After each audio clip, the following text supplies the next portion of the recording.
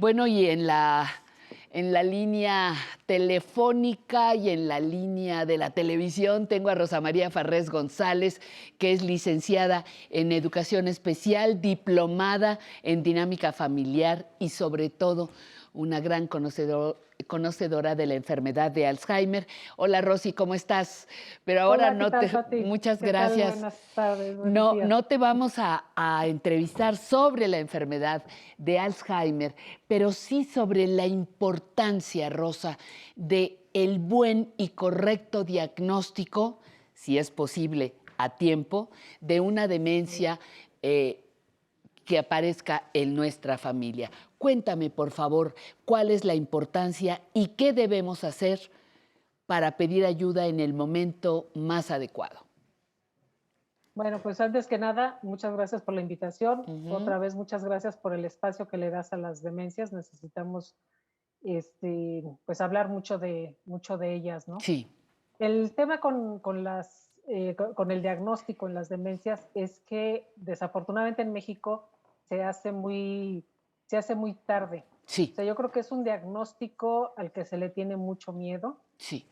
Uno no quise, yo creo que ningún diagnóstico es bueno, ningún diagnóstico sobre una enfermedad es agradable, Sí, pero en el caso de las demencias yo creo que hay mucho miedo, ¿no? Para empezar, lo primero, lo más importante, pues es que la persona misma se pueda dar cuenta y pueda entender que lo que le está pasando es necesario que se atienda o que la revise, ¿no? ujú, O sea, ujú. porque, perdón, muchas veces de los síntomas que se presentan los confundimos o pensamos que son parte de ser bien, ¿Cómo ¿no? cuáles? ¿Cómo cuáles? Por ejemplo, el clásico, el problema de memoria, el que se me empiecen a olvidar palabras o que se me empiecen a olvidar hechos, cosas, y pensamos que es porque es viejito y porque ya estamos chocheando. Sí, Las desorientaciones, de repente, ¿no? sí, También sí, sí. pensamos que es porque ya la persona está mayor y entonces se confunde. Pero la realidad es que todos estos síntomas, cuando empezamos a confundir las calles que en principio conocemos muy bien, cuando empezamos a olvidar palabras y no las recuperamos, que a veces se nos olvida la palabra, pero la tenemos en la punta de la lengua, pero la recuperamos, ese no es un problema de memoria, puede ser un problema de Claro. atención. Hay que acudir al médico cuando nosotros observemos que tenemos una serie de cambios que no son parte de quienes somos cuando estamos sanos, ¿no? El asunto es que cuando empezamos a percibir en nosotros este tipo de manifestaciones, normalmente no las reconocemos o no las queremos aceptar como parte de un problema. Claro. Cuando la familia empieza a darse cuenta de que existen estos cambios, que hay cambios de humor, que hay olvidos, que hay repeticiones, y a veces prefieren achacárselo a la vejez y no atenderlo. Entonces, cuando ya los problemas son muy evidentes, muy frecuentes y más graves es cuando pensamos en buscar a un médico, ¿no? Y quizás porque vemos que la persona está muy apática o porque efectivamente de plano empieza ya a desconocer a su entorno, ¿no? Ujú. Entonces, una de las quejas importantes de los médicos es que las personas van a buscar el diagnóstico de manera muy tardía. Exacto. Oye, Y perdón, dos preguntas. Una, si yo soy la persona, me pongo a pensar en la cantidad de personas adultas mayores que hoy viven solas. ¿Tendré la capacidad de darme cuenta? Hay momentos en los que puedo registrar que, ay caramba, ya no me siento bien. Hay algo que me dice a mí que mi memoria o que mi mente está en un momento difícil, digamos, para buscar ayuda, o siempre se requiere del apoyo de las amigas, los familiares, las hijas, los hijos. mira, en la experiencia que tengo, la Sí. experiencia personal, yo creo que la persona es la primera en darse cuenta que algo está Ay, ok, pasando, que algo ok. no está bien. Sí, El problema es quizá el aceptarlo y el sí, entenderlo ese es el... como un Ajá. problema. Entonces, pensando en alguien que vive solo, ahí yo creo que una de las complicaciones importantes que puede haber es que una persona que vive sola es más probable que tenga depresiones o una depresión. Claro, Entonces, lo importante es que la persona como tal sea capaz de buscar ayuda, claro. ¿no? Quiera buscar ayuda, porque esa es la otra, ¿no? Que Es, quieran buscar ayuda y que no sientan que eso que les está pasando es lo normal, ¿no? Es lo esperado para su condición o para su estado. yo hice un señalamiento hace rato, Rosa, de que que era muy importante el diagnóstico en las demencias, porque de Sí, momento nos falla algo y ya todo el mundo dice Alzheimer, Alzheimer, Alzheimer, porque pues es la más famosa, la que más ujú, conocemos, la más frecuente sí, en sí. México, etcétera. Pero hay muchos tipos de demencias y algunas de ellas atendidas a tiempo podrían, lo pongo en condicional, ser Ujú. reversibles. Así, las que llamamos demencias reversibles normalmente Sí, son secundarias a una enfermedad. Hay una enfermedad primaria que entre su sintomatología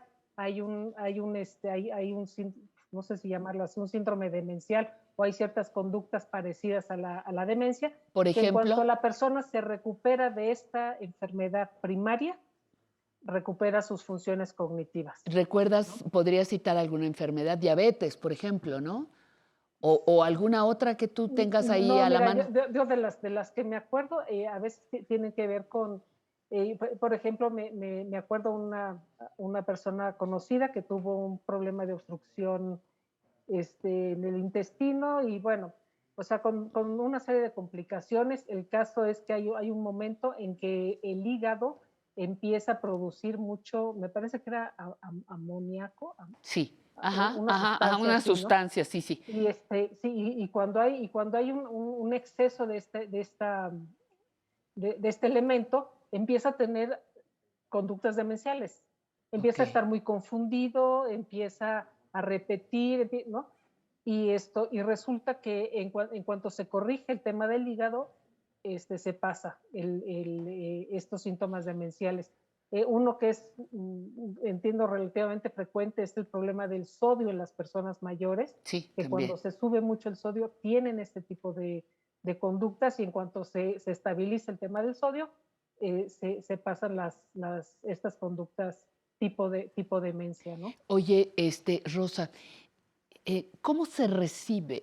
¿Cómo, ¿Cómo se recibe ese diagnóstico? Por eso era la importancia del diagnóstico correcto, porque vamos con el médico, hacen una serie de valoraciones y te van a llamar y te van a decir, efectivamente, su paciente, su padre, madre en estos casos, está cursando con y te dan un diagnóstico.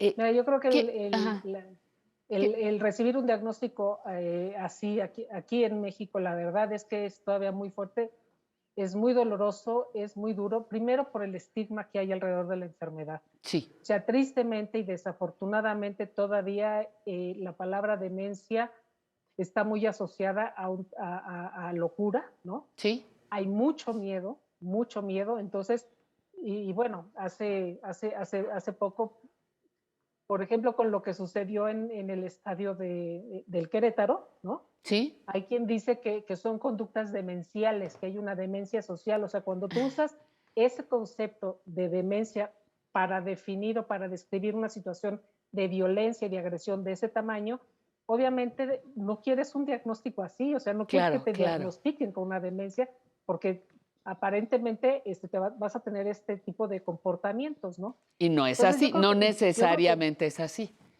así es. Entonces, por un lado, la falta de información nos angustia mucho.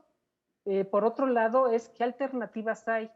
O sea, cuando a ti te dan un diagnóstico de cáncer, te dicen todas las alternativas que puedes tener para luchar contra esta enfermedad y que tienes la posibilidad de vencerlo y de ganarlo, ¿no? En el caso de las demencias, pues no hay medicina curativa. O sea, la realidad es que son enfermedades que hoy por hoy no hay manera, o sea, no se curan, ¿no? Entonces estás Exacto, hablando de una enfermedad incurable, una enfermedad incurable que te va a llevar a la muerte, aunque se tarde 20 años, pero te va te va a matar. Y Va a la, haber una serie de pérdidas en el camino, ¿no?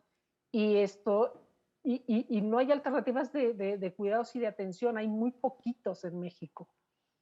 Entonces es un diagnóstico que se recibe con mucho miedo, con mucha angustia, con muy poca información. Y si no tienes la suerte de tener un médico que te quiera acompañar en el proceso, es muy uy, difícil, ¿no? Y claro. además es una enfermedad cara, es una enfermedad cara.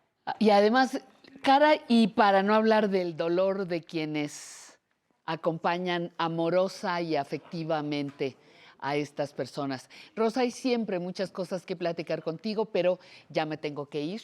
Te agradezco ¿Ok? muchísimo tu tiempo, No, al contrario. que puedas compartir con nosotros tu experiencia y que siempre seas generosa con tu tiempo. Te lo Te agradezco agradezco mucho muchísimo. a ti.